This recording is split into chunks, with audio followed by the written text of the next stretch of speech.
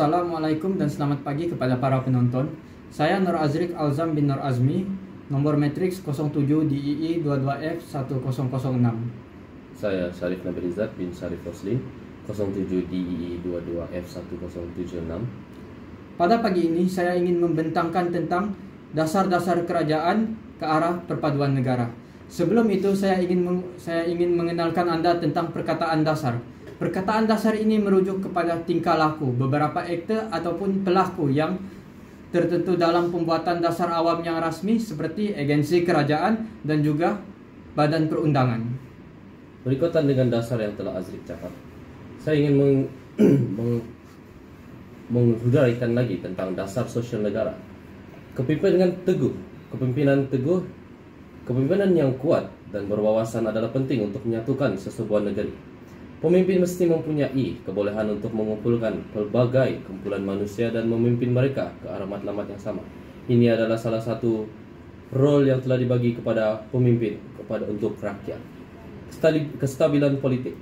Persekitaran politik yang stabil diperlukan untuk menyatukan sebuah negara. Ini boleh dicapai melalui kerajaan yang telus dan bertanggung jawab, sistem perundangan yang adil dan saksama, dan birokrasi yang cekap. Untuk isi-isi yang seterusnya, saya akan menyerahkan kepada rakan setugas saya di luar stadion. Action. Terima kasih rakan sekerja.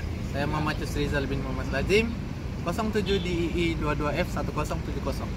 Pada hari ini saya sedang berada di lokasi perumahan. Saya akan bertanyakan kepada orang awam tentang apakah pandangan mereka tentang dasar-dasar kerajaan ke arah perpaduan. Sebelum itu kita haruslah mencari orang untuk ditemu bual. Mari kita teruskan. Assalamualaikum Cik. Boleh bagi waktu sebentar? Oke. Saya ingin buat sesi soal jawab. Ya.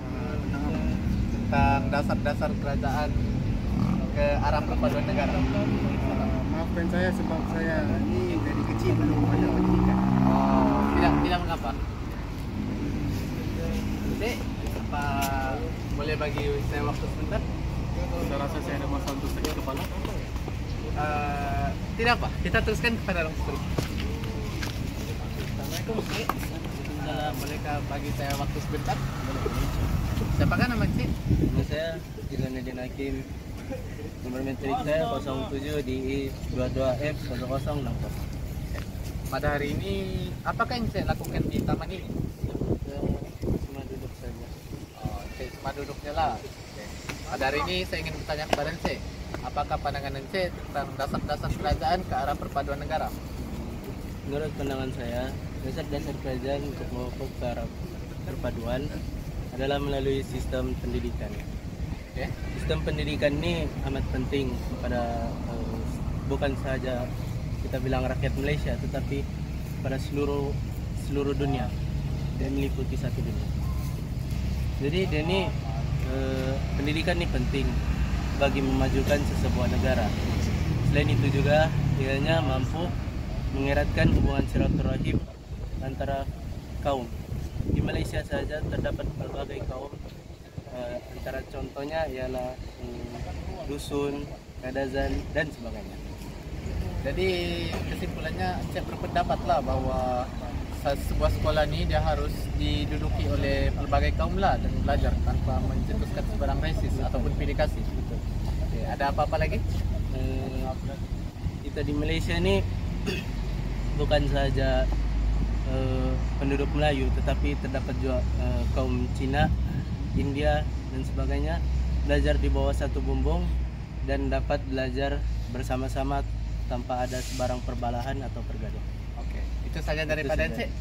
Okey. Itu saja daripada saya di lokasi.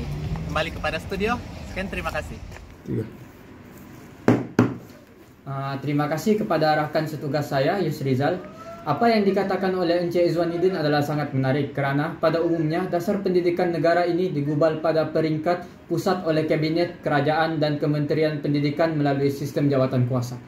Tujuannya ialah untuk membentuk satu sistem pendidikan yang seragam, menyeluruh dan diterima pakai oleh seluruh negara.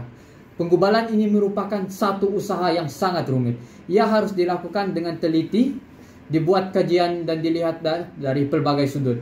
Sesuatu dasar yang digubal itu dijadikan satu kod etika dan amalan dalam pendidikan supaya ia tidak berlaku sebarang penyelewengan. Selain itu, golongan yang dipertanggungjawabkan menggubal dasar ialah golongan yang diberi kuasa oleh kerajaan. Golongan yang dimaksudkan ialah pemimpin, perintah atau pentadbir. Tujuan dasar itu digubal bagi melindungi hak, status, prestij dan faedah bagi seluruh organisasi atau masyarakat. Dalam membentuk dasar tersebut ada unsur tekanan dan desakan agar dasar itu menjadi amalan dan menjamin kejayaan pelaksanaannya. Sesetengah dasar kerajaan dinyatakan secara formal dalam dokumen-dokumen urusan pentadbiran. Sebagaimana kita ketahui, dasar pemerintah negara dapat melihat pada undang-undang dan perlembagaan yang telah didaulatkan. Untuk isi yang seterusnya pula, saya akan menyerahkan ia semula kepada rakan setugas saya, Yusrizal. Terima kasih kepada rakan yang berada di studio. Hari ini saya berada di surau setelah menyelesaikan sholat Jumat dan saya akan bertanyakan kepada orang awam tentang pendapat mereka. Boleh bagi masa sebentar? Boleh. Saya ingin bertanya kepada Encik. Siapa nama Encik? Saya Juridi bin Jaramdin, 07 DII 22F 1056. Okey, saya ingin bertanya kepada Encik tentang apakah pandangan Encik tentang dasar-dasar kerajaan ke arah perpaduan negara? Bagi saya lah kan, saya boleh terangkan dasar ekonomi baru lah. Okey, dasar ekonomi baru ni dia digubalkan sebab ada sebab tertentu. Maksudnya lah, salah satu sebab dia pembasmian kemiskinan terhadap Malaysia ni kan. Jadi dia akan menyamaratakan golongan kaya sama golongan miskin ni. Jadi tidak ada orang yang terbeban lah. Okey, sama dia juga bukan mengira kaum, dia ke semua orang juga. Jadi Encik berpendapat bahawa semua kaum dan juga bangsa-bangsa harus dilayan sama rata. Ya, betul. Itu saja. Ada lagi, dia juga dapat penyusunan semula masyarakat, di mana kalau kita kerja gitu kan, mungkin kerja polis, kerja kerajaan kan, mungkin kita di Sabah ni kan tidak terbiasa dengan orang-orang Semenanjung. Jadi mereka boleh mengimport orang-orang Sabah ni keluar negeri pergi pergi Semenanjung Malaysia ke apakah gitu, ataupun dari Semenanjung Malaysia pergi ke Sabah Sarawak gitu.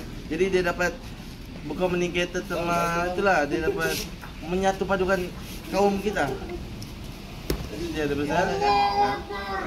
Itu saja daripada kami di lokasi. Sekarang kembali ke studio. Terima kasih kepada rakan setugas saya, Yusrizal.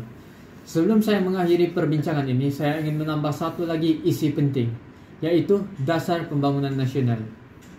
Dasar Pembangunan Nasional ini merupakan ekonomi Malaysia yang telah dilancarkan oleh Yang di-Pertuan Agong Datuk Seri Dr. Mahathir Mohamad, Perdana Menteri Malaysia pada tahun 17 Jun 1991 dan telah digunakan pada tahun 1991 hingga 2000. Dasar ini merupakan sambungan daripada Dasar Ekonomi Baharu yang berakhir pada tahun 1990. Walau bagaimanapun, fokusnya hampir serupa dengan Dasar Ekonomi Baharu, yaitu membasmi golongan miskin dan juga menyusun semula masyarakat serta membantu golongan yang susah. Objektif Dasar Pembangunan Nasional pula adalah untuk memperkukuhkan kestabilan negara dari segi ekonomi, sosial dan juga politik melalui pembangunan bandar dan juga di luar bandar. Selain itu, ia juga untuk menjadikan negara kita maju dan mengukuhkan keadilan sosial serta nilai etika, moral, kualiti hidup dan juga mengamalkan prinsip pentadbiran yang adil dan kecemerlangan ekonomi. Sekian daripada kami, itu sahaja yang kami boleh bawakan kepada anda. Assalamualaikum dan salam PKK Aspirasiku.